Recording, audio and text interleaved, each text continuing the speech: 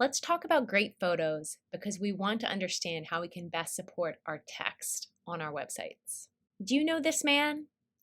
I always wonder if I'm going to bump into somebody who this is their dad or their granddad.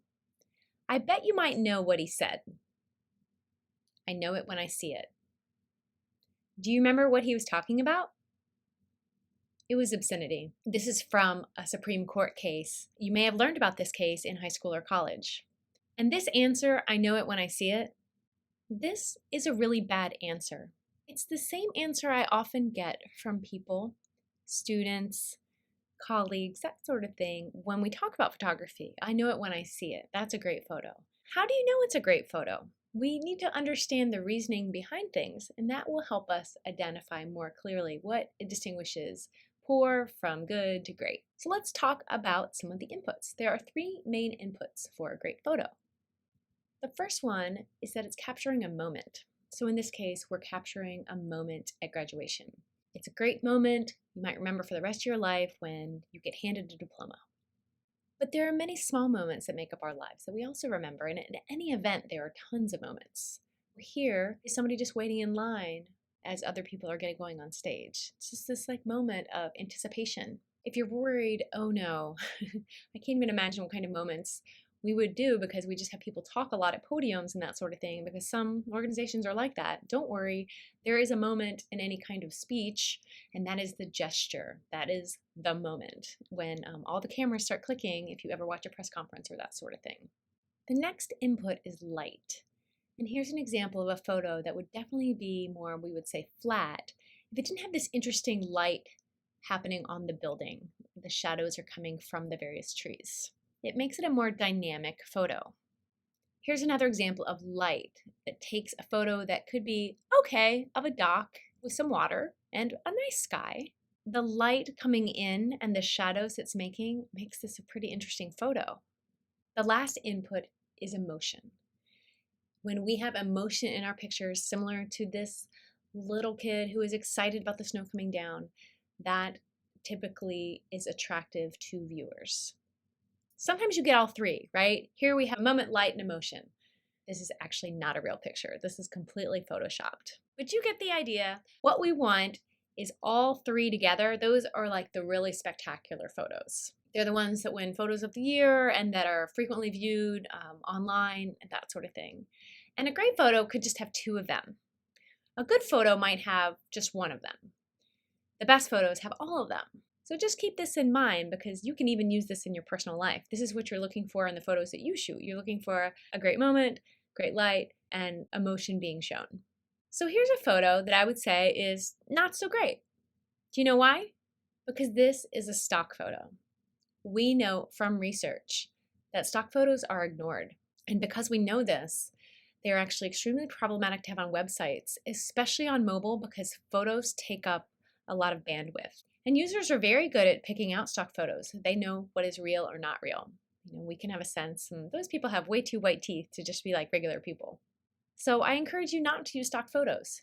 Let's talk about what does engage people online. We know real photos of real people do bring lots of eyeballs to them. So unlike the stock photo, users will scrutinize this photo. This is from the United Way website. And I would say, this is a good photo. I wouldn't say it's a spectacular photo by any means, but it's nice. Like there's obviously positive emotion going on. We can see different people. We've got pretty good light. It looks like some kind of moment where she's raising her hand. I would take an authentic photo that is good over a stock photo. The authentic photo is the real one that people will want and can give people the information they're seeking. Here's an example from No Kid Hungry. I like that this organization uses really bold photographs. This kid is looking out to us, and we know that that direct eye contact can create an emotional connection. So that's often a good choice if you want to create an emotional connection with the people viewing your site. You can also see they have fit the logo around him so that I can clearly see his face. And he looks like a real kid. He doesn't look like some model kid who is all dolled up for a photo shoot. This is the Shed Aquarium. They're located in Chicago, and they take care of animals, of course, at the aquarium. And here they have chosen to put what I think is an otter, maybe a beaver, looking out from the homepage. This is a really beautiful photo for many reasons. We're having this emotional connection. We've got nice light on the animal. It's an interesting moment because this is almost like a VIP view. I typically am not getting that close to animals like this. So I'm getting a close-up shot of something I don't normally get to see. We also know from research that people like VIP views. This is great, especially for organizations that can offer that. Behind the scenes sorts of things, close-ups, those are attractive to viewers. We also need to be careful about how the photo is interacting with the words on the page. So this was a screenshot I took from the Whole Foods market. And you can just see like they just kind of threw a picture up there. The words are on top of this person's face. And you can also see that this gentleman's eyes are being directed off the screen. So the eyes are going to help guide people where you want them to look. And so that doesn't help because he's really just looking at my dock. And the little boy who's looking kind of out towards the viewer is covered with values matter. So I don't think this was actually up very long. I think I was just the person who grabbed a screenshot of it really quickly. So they corrected themselves. But here you can see a much better example, and this is from Charity Water, and this looks like a real person who is looking up to some of the things that they might like you to look at. And here I have a little bit more information about her to give me a little bit of context. The last example I wanted to show you is from Susan G. Komen. What I like about this is definitely a picture of real people. And that's great. It looks like they're at some kind of event. So it's a special moment where they're raising their hands up. We can see emotion on this person's face right in the middle, as well as on the faces a little bit of the other people.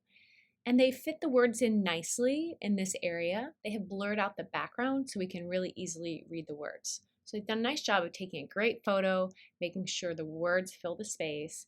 This type of photo would get lots of views, and it's completely appropriate for their homepage. It is really a great photo. So let's remember, use great photos on your website. You can put good ones on social media, but the ones on your website really need to be top-notch. This may require you to hire a professional photographer to get great photos of real people, but we know that that will be appreciated by users and scrutinized. Can you provide VIP photos? Can you show things backstage, behind the scenes, workings of your organization that other people would never get to see if they're just a member of the public? Remember to choose photos that reflect your chosen messages. We want to be reinforcing any messages that you're already trying to communicate in the text with the photos. Direct the eyes in the photos to your text or toward the viewer. Don't let the eyes just be looking somewhere random. Be mindful about how you're directing people. Oftentimes you can flip a photo around unless there are words involved or a clock, because then everything appears backwards. But in other cases, you can do it without a problem. And this isn't hardcore journalism, right? This is putting pictures on our website. It's okay if you need to flip a photo. You want to be sure your photo fits the space well on both desktop and mobile. Sometimes you'll find a great photo for desktop that won't translate well to mobile. And that is definitely a challenge. This is another reason why finding great photos for your website can take a lot of time. Finally, your photos should meet both your audience's needs and your goals. So be sure that you're thinking of both as you choose photos for your website. You're also going to remember important things like compressing your images so they take up less bandwidth on the internet. If there's somebody who has a bad connection or if they're looking at your website on mobile, we want to be sure that they can see the pictures too. Keep in mind mobile. Don't forget about it. Keep in mind these ideas we've talked about what makes a great photo, and you'll be making better choices for the visuals on your website.